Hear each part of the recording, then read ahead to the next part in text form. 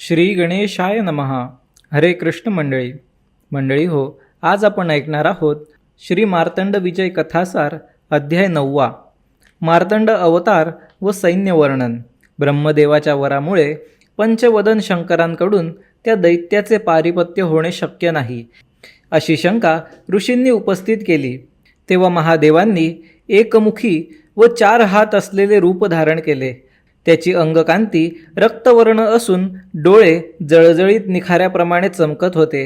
केस पिंजारलेले होते. त्याच्या खांद्यावर शेष नागाचे जानवे होते. हातांमध्ये तलवार, त्रिशूळ, डमरू आणि वाडगा होता. वितळलेल्या सोन्यासारखा पिवळा धमक रंग असलेले हळदीचे चूर्ण उधळलेले होते. मस्तकावर रत्नखचित मुकुट होता व त्यावर चंद्रकोर शोभत होती.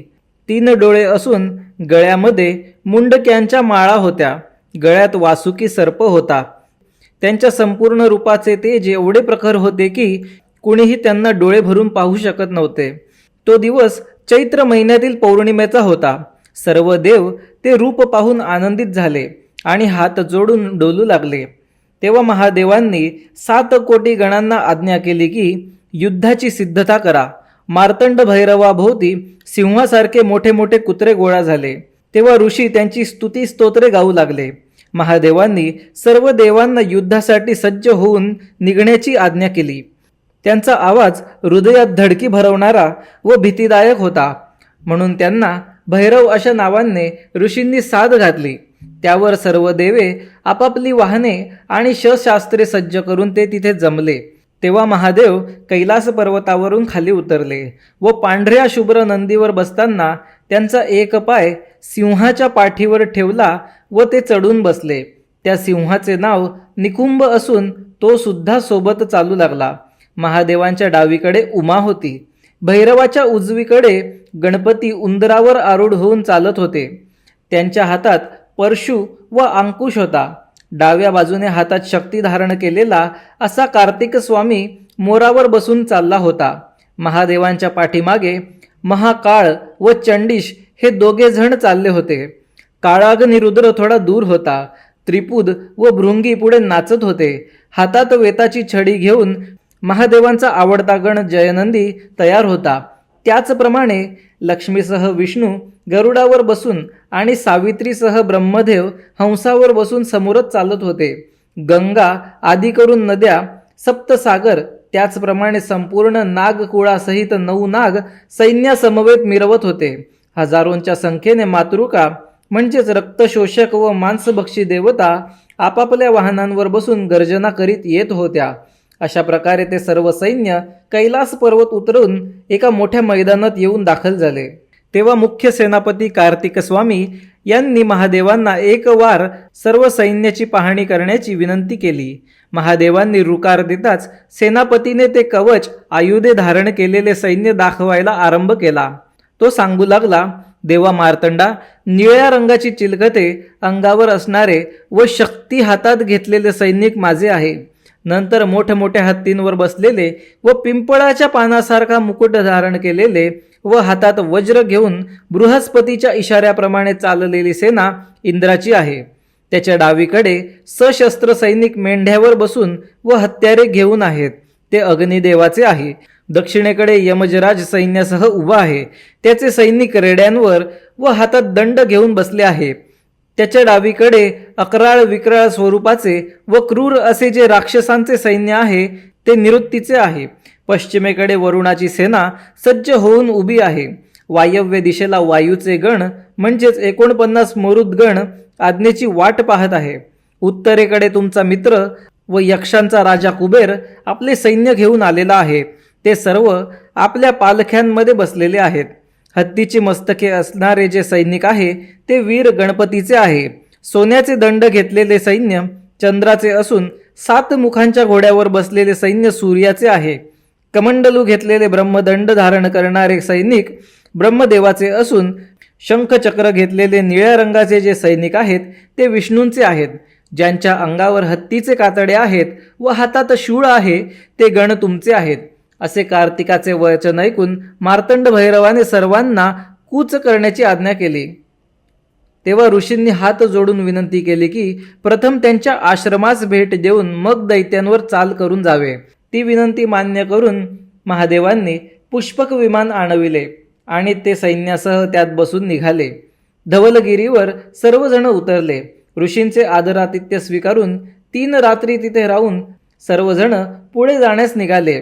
तोच आणखी पुष्कळ जण आपले सैन्य घेऊन सामील होण्यासाठी आले. त्यामध्ये पृथ्वीवरचे अनेक राजे होते. भूतांच्या व प्रेतांच्या समुदायासह वेताळ आले. शाकिनी डाकिनी आल्या.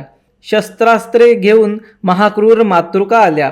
खटांग, मुसळ, शक्ती, परशु, त्रिशूळ, नांगर, लोखंडी साखळदंड, शंख, चक्रे, धनुष्ये अशी शस्त्रे परजीत ते गर्जना करीत होते. आणखी आदिवासी भिल, कोळी असेही लोक वीर होते. त्यात कित्येक जण विक्राळ स्वरूपाचे होते. कोणी उंच, कोणी ठेंगू, कुणाला सोंड असून कुणाकुणाला अनेक तोंडे होती. काही जणांच्या डोक्यावर शिंगे होती. अनेक हात, अनेक पाय असणारे होते व लांब कानांचे, मुंडके नसणारे कबंद, अस्वलासारखे केसाळ, लाल, काळ्या, पिवळ्या रंगाचे असे पुष्कळ जण होते. अनेक वाद्ये वाजवीत त्यांनी मोठा कोल्हाळ मांडला होता. ते महादेवांचे फार आवडते गण होते. ते सर्वजण मोठ्याने वाद्य वाजवीत आणि गर्जना करीत मणिचूल पर्वतापाशी येऊन दाखल झाले.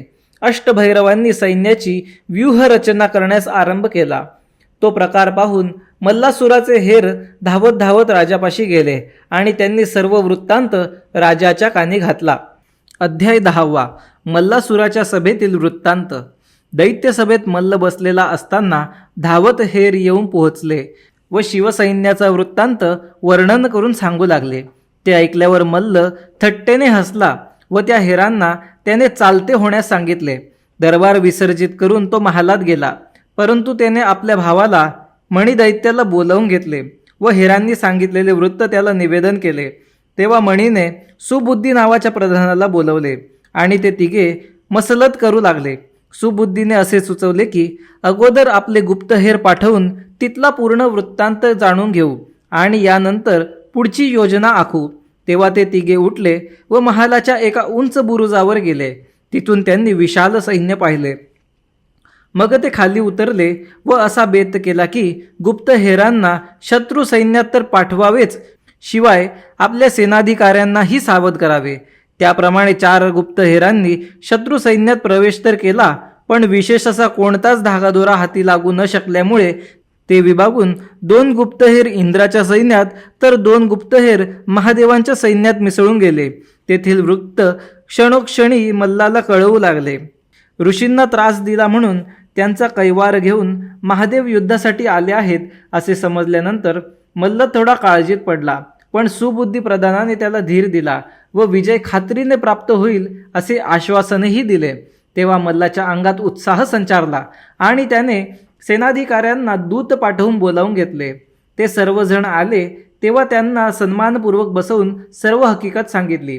मल्ल म्हणाला की हा इंद्र भित्रा आहे, म्हणून आतापर्यंत मी याची गय केली व जीवदान दिले होते. पण तो महाकपटी असून त्या भिक्षुक जोग्याला घेऊन आपणावरच उलटला. तरी आता त्याला जिवंत सोडण्याचा धोका न पत्करता मारून टाकावा असा निश्चय मी केला आहे. त्यावर त्या सर्व सेनाधिकाऱ्यांनी जय जयकार केला व युद्धाची आज्ञा मागितली. तेव्हा खंगदंष्ट्राला मुख्य सेनापती नेमून इतर अधिकाऱ्यांपैकी शूराद्रथ याला ऐरावत हत्ती दिला. सेनाकोशल याला विजेसारखा रथ दिला. उद्धतासुराला 4 दातांचा हत्ती दिला. तसाच देवशैल्य दैत्याला पशुपती नावाचा हत्ती दिला आणि 1 पांढरा शुभ्र चपळ घोडा दिला. सौरिभासुराला हिमवंत हत्ती दिला. सुरेंद्रासुराला कापरासारखा घोडा दिला. सुरग्रास राक्षसाला जयमंगल नावाचा हत्ती व 1 शुभ्र घोडा दिला. रत्नपालाण दैत्याला आपल्या हातातला भाला दिला. चंडकोप राक्षसाला 4 घोडे जुंपलेला रथ दिला. तर सिंधुनाद राक्षसाला 1 माजलेला हत्ती दिला. गोमुखाला इंद्रनील रंगाचा सजवलेला घोडा दिला. धूम्रवर्णाला श्यामकर्ण जोडे जोडलेला रथ देऊन त्याचा गौरव केला.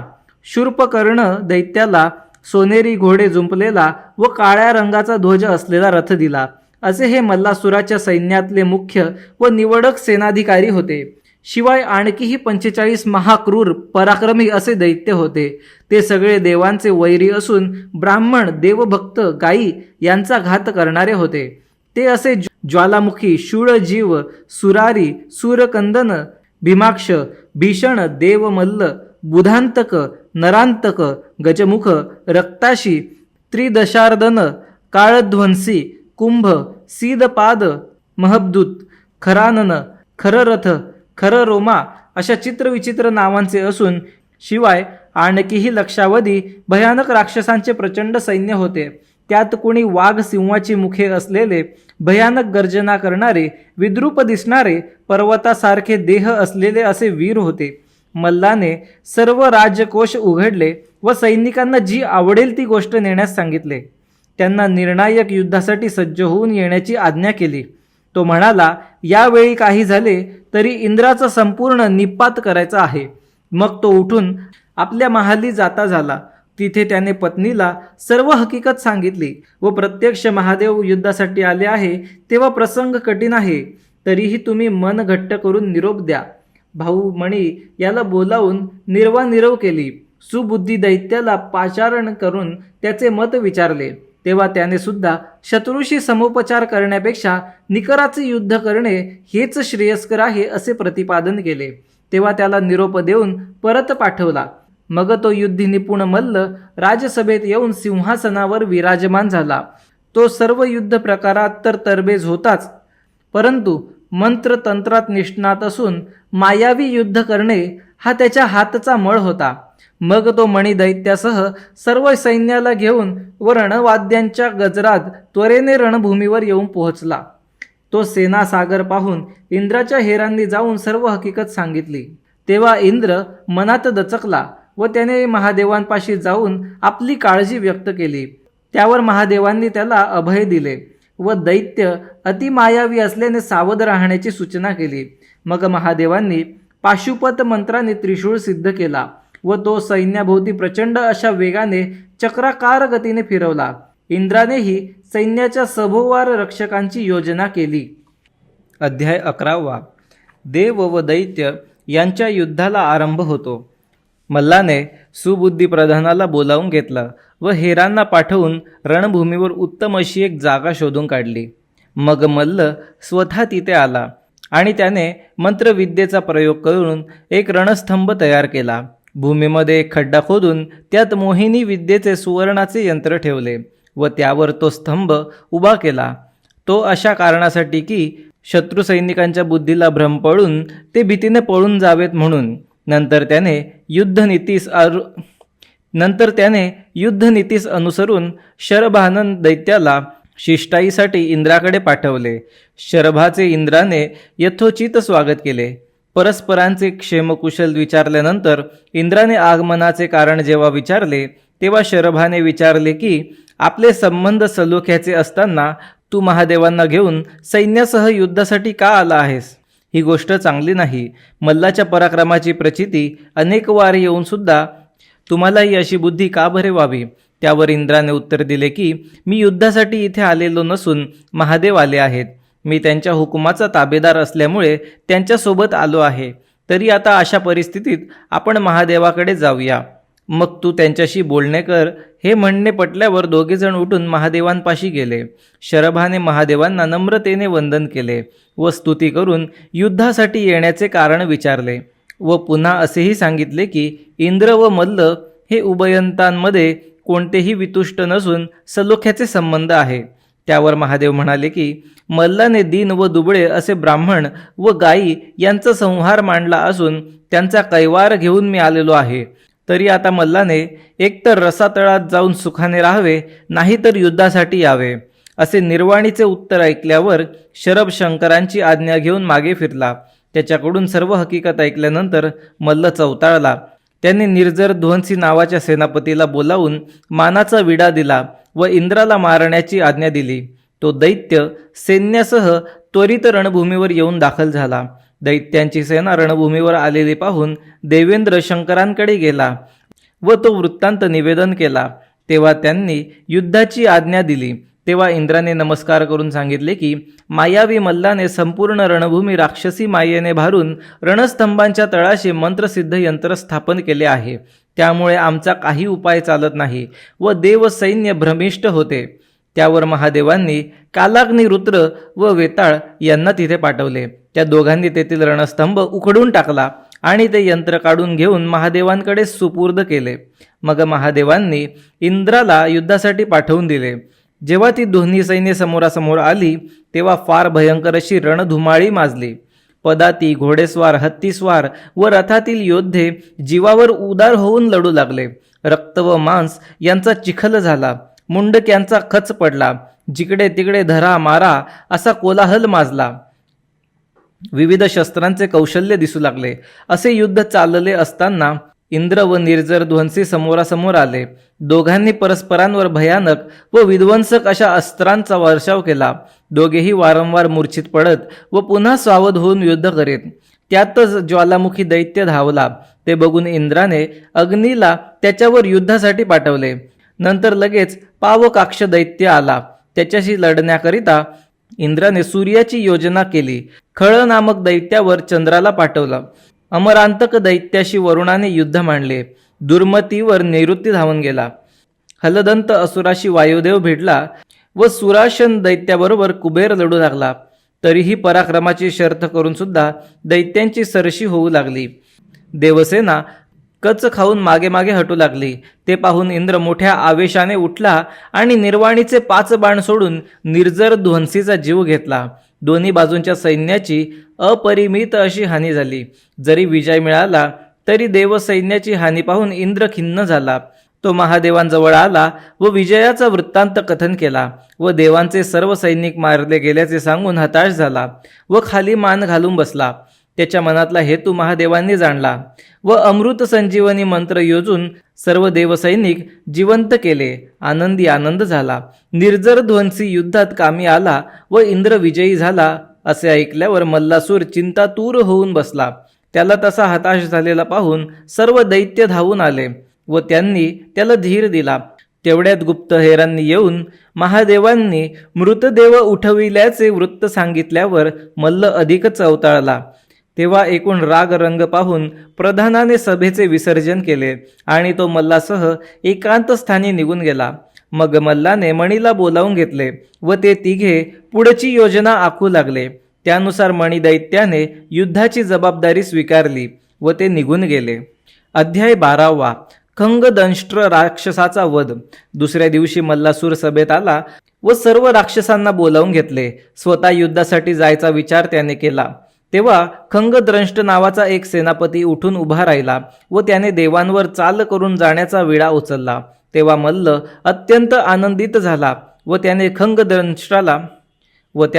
खंगदंष्ट्राला पूर्ण अधिकार दिले. त्याला सेनापती म्हणून अभिषेक केला. आपली स्वतःची ढाल व तलवार त्याच्या हाती दिली व त्याला निरोप दिला. तो सेनापती रणवाद्यांच्या गर्जना करीत थेट रणभूमीवर आला. त्याच्या सैन्यात घोडदळाचे सैनिक 5 लाख होते. 10 लाख रथ, 40 लाख हत्ती असून पायदळातील सैनिकांना तर गणतीच नव्हती. ते सर्वजण मोठ्याने आरोळ्या देत होते. त्यातच घोड्यांचे खिंकाळणे व हत्तींचे चित्कार यांची भर पडून मोठा कोलाहल माजला होता. तो वृत्तांत हेरांनी जेव्हा इंद्राला सांगितला तेव्हा इंद्र मनातून घाबरून गेला आणि महादेवांपाशी जाऊन पोहोचला. त्याने त्या दैत्यांचे युद्ध कौशल्याचे वर्णन करून तो मायावी युद्ध करण्यात निष्णात आहे हे सांगितले. असा धनुर्धर देवांमध्ये एक सुद्धा नसल्याचे महादेवांच्या कानावर घातले.